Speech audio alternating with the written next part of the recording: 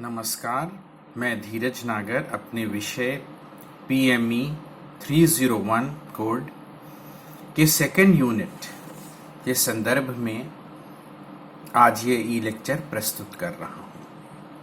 कल जो मेरा पहला लेक्चर था इस यूनिट का, उसमें मैंने आपको बताया था कि स्वामित्व के क्या प्रकार हो सकते हैं। आज उसी में हम जो पहली चीज़ डिस्कस करेंगे वो है एकल स्वामित्व या इंडिविजुअल बिजनेस ऑर्गेनाइजेशन। इंडिविजुअल या एकल जैसा कि शब्द से ही हमें ज्ञात होता है एक व्यक्ति से संबंधित। तो एक व्यक्ति का स्वामित्व क्या होता है और इसका क्या महत्व है, इसके क्या लाभ हैं और इसकी क्या हानि है, ये सब हम आज इस लेक्चर के अंदर डिस्कस करेंगे। एकल स्वामित्व उस व्यवसाय को कहते हैं जिसका स्वामित्व, प्रबंधन एवं नियंत्रण एक ही व्यक्ति के हाथ में होता है तथा वही संपूर्ण लाभ पाने का अधिकारी तथा हानि के लिए उत्तरदायी होता है। इसको बोलते हैं इंडिविजुअल बिजनेस। इसके अंदर क्या होता है, एक व्यक्ति है, वो सोचता है कुछ बिजनेस शुरू करे। उसके पास कुछ पूंजी हो सकती है, खुद की जमा पूंजी या उधार ली हुई या बैंक की मदद से ली हुई पूंजी, और वो एक बिजनेस शुरू करता है। इसके अंदर बहुत ज्यादा लोगों को रोजगार मिलता है और हमारे देश के अंदर, विश्व के अंदर सबसे ज्यादा एकल स्वामित्व के बिजनेस हैं। छोटे दुकानदार, संगठित व असंगठित क्षेत्र में व्यवसाय करने वाले सर्वाधिक हमारे देश में है। अब मैंने दो शब्द यूज किए यहां पे, एक तो असंगठित क्षेत्र एकल व्यवसाय, एक संगठित क्षेत्र एकल व्यवसाय।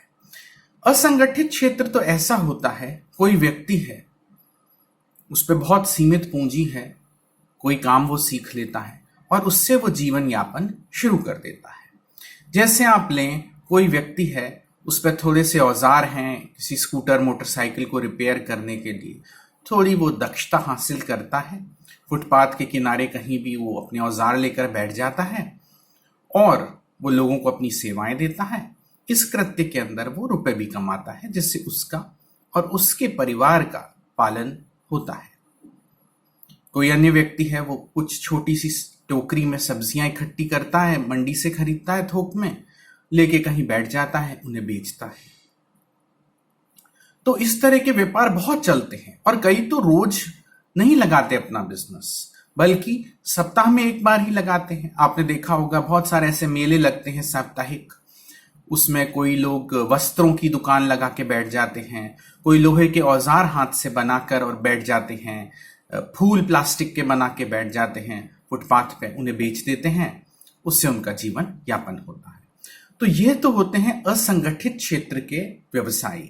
इनका कोई रजिस्ट्रेशन नहीं है, इनको कोई टैक्सेस नहीं देने होते, अमूमन इनका कहीं पंजीकरण नहीं किया जाता और इनको कोई सामाजिक सुरक्षा भी किसी संगठन द्वारा नहीं दी जाती। ये भारत के अंदर सर्वाधिक होते हैं। फिर हम आते हैं संगठित क्षेत्र के एकल व्यवसायी, जैसे दुकानदार हैं, जैसे ब्यूटी पार्लर्स हैं, या कंप्यूटर से ई मित्र के दुकानें खोले हुए बैठे लोग हैं, तेल की दुकान बेचने वाले, वस्त्रों को बेचने वाले।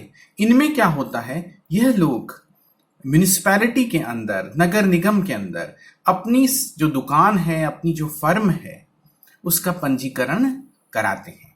साथ ही इनका कुछ स्थायी पता भी होता है, एड्रेस होता है, जहां से ये अपनी दुकान को, अपनी बिजनेस को, अपनी व्यवस्थाओं को चलाते हैं। इन्हें कुछ और भी नियम, दुकान खोलने का समय, दुकान बंद करने का समय, साप्ताहिक अवकाश, अन्य चीजों को भी ध्यान में रखना पड़ता है। तो ये तो थे संगठित और असंगठित क्षेत्र के एकल व्यवसायी के बारे में कुछ दो शब्द। अब हम देखते हैं कि संगठित क्षेत्र के अंदर एकल व्यवसायी या इंडिविजुअल बिजनेस के क्या लक्षण होते हैं। इसका निर्माण और समापन दोनों ही बहुत आसानी से किया जा सकता है। कोई व्यक्ति है, बैठा हुआ है, उस पर कुछ सीमित पूंजी है, उसके दिमाग में विचार आता है कि मैं एक चाय की थड़ी खोल लूं या एक छोटा ठेला लगा लूं चाट का, वो उस बिजनेस को शुरू कर सकता है। किसी दिन उसका मन करता है कि इस बिजनेस को उसे और नहीं करना है, वो उसको तुरंत समाप्त भी कर सकता है। कोई कानूनी प्रक्रिया उसको अपनाने की इसमें जरूरत नहीं है।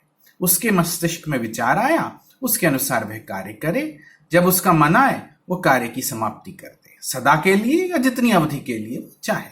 ठेले वाला है, चाहे तो रोज सब्जी का ठेला लेकर आए, रोज बेचे, 3 दिन उसका छुट्टी का मन हो बंद करके चला जाए, कोई उस पर कानूनी पाबंदी नहीं है। सारे दायित्व उसके होते हैं क्योंकि बिजनेस उसी के नाम से होता है, मालिकाना हक और प्रबंधन दोनों ही। जब बिजनेस बढ़ने लगता है वो कुछ और लोगों को भी अपने पास नौकरी पे रख लेता है, पर वह उसके यहाँ काम करने वाले श्रमिक होते हैं, उसके सहायक हो सकते हैं।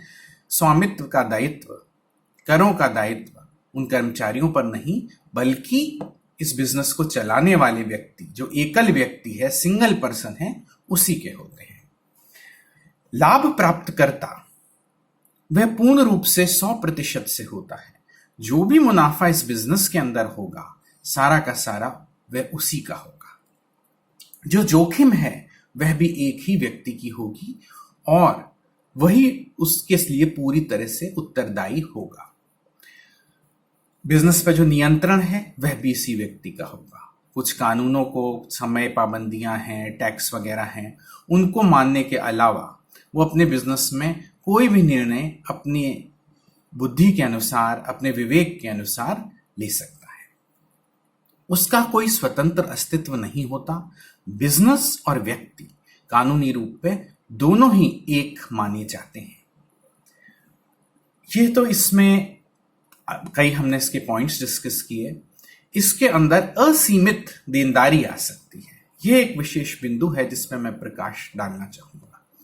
बहुत लोग सोचते हैं उन्होंने कोई बिजनेस करा है, उसमें जोखिम उतनी ही है जितनी कि उन्होंने पूंजी लगाई है। मान लीजिए किसी व्यक्ति ने एक ठेला लगाया सब्जी का, उसमें उसने 10,000 रुपए की पूंजी लगा के बिजनेस शुरू किया। अब कई लोग सोचते हैं कि अधिकतम जो नुकसान हो सकता है उस व्यक्ति को वह 10,000 का होगा। नहीं, बिल्कुल नहीं। इसमें असीमित नुकसान की संभावनाएं होती हैं।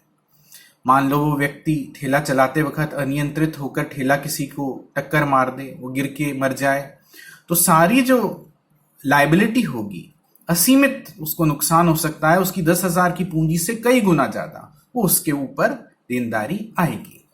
कोई व्यक्ति साड़ियों का शोरूम खोलता है, अपन मानते हैं उसने लगभग 1 लाख रुपए लगाए। अब अधिकतम नुकसान 1 लाख का नहीं होगा, असीमित हो सकता है। उसने किराए की दुकान ली थी, उसमें आग लग गई, पड़ोसियों को भी उस आग से प्रभावित हो गए, उन्होंने मुआवजे के लिए लाखों रुपए के क्लेम्स कर दिए। तो यहां पे असीमित हानि की भी संभावनाएं होती हैं और व्यक्ति की लगाई पूंजी से कई गुना पूंजी या राशि का नुकसान हो सकता है। अब इसके फायदे हैं और नुकसान भी। एक सबसे बड़ा फायदा है कि इसमें शीघ्र नियंत्रण और निर्णय की व्यवस्था होती है। एक व्यक्ति है, वो अपनी बुद्धि से जो चाहे, जल्दी चाहे, किसी से उसे परमिशन लेने की जरूरत नहीं, वो निर्णय ले सकता है।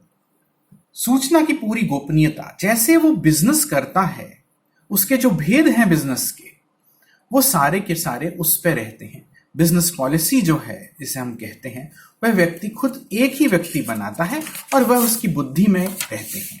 उसको साझा करने की अन्य व्यक्तियों से कोई आवश्यकता नहीं होती। उसे सीधा प्रोत्साहन मिलता है बिजनेस करने के लिए, क्योंकि जितनी मेहनत करेगा, जितनी अधिक बुद्धि से वह कार्य करेगा, उतना वो मुनाफा कमाएगा और संपूर्ण मुनाफा उस व्यक्ति को ही प्राप्त होगा। उसे किसी से शेयर करने की मुनाफा जरूरत नहीं है।